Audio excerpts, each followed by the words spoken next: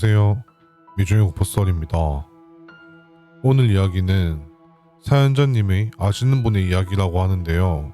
그 옆에서 사연자님이 그 과정을 지켜봤다고 하는데 어떤 이야기인지 참 궁금합니다. 오늘 이야기 같이 시청하러 가보겠습니다. 이야기 시작 전 구독, 좋아요 한 번씩 부탁드리고요. 이야기 시작합니다. 저는 서울에 거주 중인 40대 남성입니다.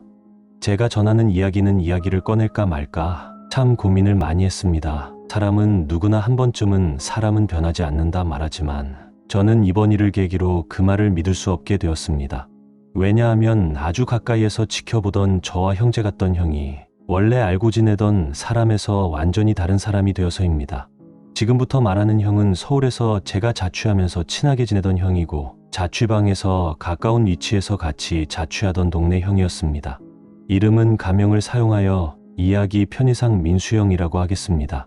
민수형은 제가 20대 중반이던 시절부터 알고 지낸 사이로 같은 축구동호회에서 축구를 하면서 알게 되었고, 알고 보니 저와 같은 동네에 살아서 서로 시간이 빌 때는 가끔 만나 술도 한잔하며 친하게 지냈습니다. 형은 저보다 5살 많았고 겉으로 보기엔 무뚝뚝한 스타일이지만 가까이 지내면서 알고 보면 정 많은 사람이었습니다. 그리고 무슨 일이든 혼자 해결하려 하는 책임감이 강한 사람이었죠.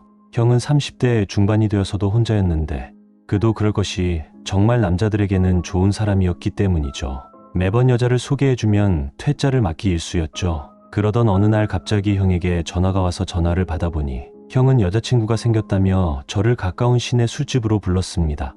저는 갑자기 여자친구라니 무슨 일이냐며 거짓말하느냐 물어보니 형은 나 진짜 이번엔 진지하다면서 평소보다 오버를 하며 전화를 받더군요. 저는 기대 반 걱정 반 노심초사하는 마음으로 약속 장소로 향했는데요. 형의 연애를 본 적이 없었던 것도 있고 형과 친하게 지내면서도 여자친구를 쉽게 사귈 수 있는 성격이나 외모가 아니었기 때문이죠. 그렇게 약속 장소로 가니 형은 반갑게 손을 흔들며 저를 반겼습니다. 그 옆을 보니 형이 사귀는 여자친구로 보이는 여자가 앉아 있었는데 처음 봤을 때 그 여자분 인상이 참 강렬했습니다. 이름은 가명을 사용해 유진이라고 부르겠습니다. 나이는 형보다 7살 어리다고 했습니다. 저보다 나이도 어리고 말수가 적고 눈빛이 깊었는데 묘하게 사람을 긴장시키는 분위기가 있었습니다. 정말 누가 봐도 이쁘다고 할 정도로 예쁘긴 했습니다. 그런데 제가 느낀 첫인상은 솔직히 말해 저의 촉으로는 조심해야겠다는 쪽이었습니다. 술을 한잔하며 대화를 나눠보니 민수형 여자친구는 민수형을 많이 생각하는 것처럼 보였고 그냥 내 촉이 안 좋겠거니 생각하며 이야기를 나눴습니다. 민수형을 보니 여자친구가 별을 따다 준다고 해도 믿을 정도로 빠져 있었고 여느 커플들의 초창기 모습과 비슷해 보이더군요. 그리고 민수형은 여자친구와 거의 매일 만났고 2달도 안 돼서 동거를 시작했다며 말해주었습니다. 그 즈음부터 형이 조금씩 변하기 시작했습니다. 가장 먼저 느낀 건 연락이 뜸해졌다는 거였습니다. 예전엔 주말마다 축구를 하러 만나곤 했었지만 아예 연락이 두절되는 날이 많아졌습니다. 같은 동호회 지인들도 연애를 시작해서 그러려니 하더군요. 그러다 제가 연락을 해보면 연락 또한 잘 되지 않았는데요. 간신히 연락이 되면 목소리는 퍽 지쳐 있었고 형은 매번 요즘 정신이 없다며 어색한 듯 전화를 받았는데요. 전화가 예전 같지 않았고 어딘가 억지스러운 느낌이 들었습니다. 그러던 중 저희 집에서 민수형 집이 보였는데 민수형 집에서 이삿짐을 빼는 게 보였습니다. 저는 민수형에게 전화를 걸어보았지만 전화를 받지 않았고 무슨 일인가 하고 민수형 집으로 찾아갔습니다. 그곳엔 저를 보고 깜짝 놀란 민수형이 있었는데요. 뭔가 당황한 듯한 민수형이 신축 빌라를 사서 이사를 간다고 하더군요. 이사를 가는 곳을 물어보니 동네에서는 꽤 고급으로 소문난 빌라였는데 형은 원래 절대 무리해서 빚을 내는 스타일이 아니었습니다. 하지만 이번엔 분양대출 꽉 채우고 부모님한테도 도움을 받아가며 집을 마련했다고 했습니다. 저는 웃으며 형에게 조만간 결혼을 하냐며 물어보았는데요. 그냥 이제는 좀 정착하고 싶더라. 유진이랑도 미래를 생각 중이고 그 말에 저는 조만간 청첩장을 받겠거니 생각하며 집들이는 꼭 하라며 이야기했습니다. 그리고 몇 달 뒤 형에게서 연락이 왔습니다. 형이 좀 급해서 그런데 혹시 300만 원만 빌려줄 수 있냐? 처음엔 단순한 생활비 문제인 줄 알았습니다. 하지만 이후로도 간헐적으로 돈을 빌려달라는 연락이 이어졌고 급기야는 유진이가 투자 사기를 당했는데 이자라도 막아야 한다는 말까지 나왔습니다. 형이 하는 말은 점점 앞뒤가 맞지 않았고 표정도 점점 불안정해졌습니다. 저는 결국 형을 붙잡고 따졌습니다. 그때 형은 한참을 침묵하다가 조용히 입을 열었습니다. 사실 나도 잘 모르겠어. 내가 왜 이러고 있는지도. 형은 그 말을 남기고 한참 동안 울었습니다. 진심으로 무너져 내린 사람처럼요. 며칠 뒤 저는 형에게 연락이 왔는데요. 시간이 되면 집에 가서 여자친구가 있는지 확인 좀 해달라며 이야기했습니다. 저는 곧바로 형이 집으로 차를 몰고 찾아갔는데요. 형이 집 앞에 주차를 해두고 집으로 올라갔습니다. 집으로 올라가니 초인종을 몇 번 눌러도 문을 열어주지 않았고 저는 유진이가 없다고 생각했는데요. 혹시나 몰라 집 문고리를 당겨보니 집 문은 열려 있었고 저는 안에 계시냐 물어보며 문고리를 돌려 들어갔는데요. 집 안은 생각보다 엉망이었습니다. 안은 신축 빌라 같지 않게 벽지도 덕지덕지 발려 있었고 믿기 어려울 만큼 어지럽혀져 있었습니다. 거실 한쪽엔 딱 보기에도 여성용 명품 쇼핑백이 쌓여 있었습니다.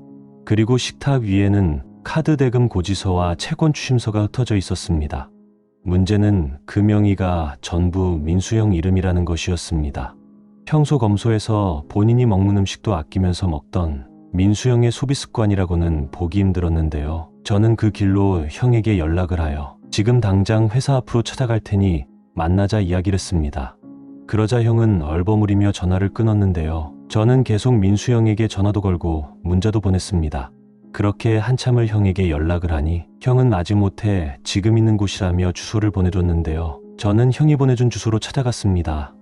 형이 알려준 주소로 가보니 그곳은 모텔이 밀집해 있는 모텔촌이었는데요. 저는 왜 이런 곳으로 오라고 한 거지 생각하며 형에게 전화를 걸었습니다. 그러자 형은 모텔에 주차를 해두고 201호로 올라오라며 이야기하더군요. 저는 할 말이 많았지만 일단 만나서 이야기하자 하고 차를 주차하고 올라갔습니다. 형은 제 얼굴을 보자마자 고개를 떨궜습니다. 형은 명의만 빌려줬던 게 아니었습니다. 유진이라는 여자가 형을 이용해서 고가의 소비를 반복하고 있었고 심지어 형의 신용까지 바닥나게 만들고 있었던 겁니다. 형의 말을 듣고 나니 형 여자친구인 유진은 처음부터 계획이 있었던 사람이었습니다. 이른바 꽃뱀이었습니다. 형이 순진하고 정 많은 성격이라는 걸 간파하자 처음부터 접근해서 정을 쌓고 신뢰를 얻은 뒤 경제적으로 착취하기 시작한 겁니다. 이야기를 들으면서 저는 몸에 소름이 돋았습니다. 형은 처음엔 사소한 부탁들, 예를 들어 이번 달은 내가 좀 빠듯해서 내 이름으로 하면 조건이 안 좋아서 같은 식으로 명의를 이용당했고 이후엔 점점 더 커지는 금액에 대해 아무 말도 하지 못하게 되었다고 했습니다. 형은 이미 3개의 신용카드를 유진에게 맡긴 상태였고 심지어는 유진 명의의 차량 리스까지 자신이 보증을 서준 상황이었습니다. 빌라 역시 유진이원에서 계약을 강행했던 것이었고요. 형은 모든 게 무너진 걸 깨달았지만 이미 손 쓸 수 없는 지경이었습니다. 더 충격적인 건 그 뒤였습니다. 형이 몰래 유진의 휴대폰을 확인하다가 그녀가 다른 남자들과도 연락을 주고받고 있었다는 사실을 알게 되었습니다. 그 중엔 분명히 민수형처럼 이용당하고 있는 남자들도 있다고 하더군요. 형은 그제서야 사랑이 아니라 이용당한다는 생각을 했다고 합니다. 결국 형은 경찰에 신고했습니다.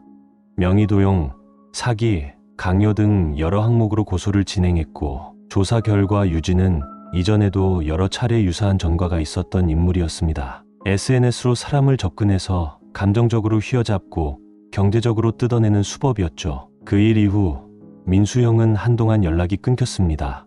다시 나타났을 땐 완전히 다른 사람이 돼 있었습니다.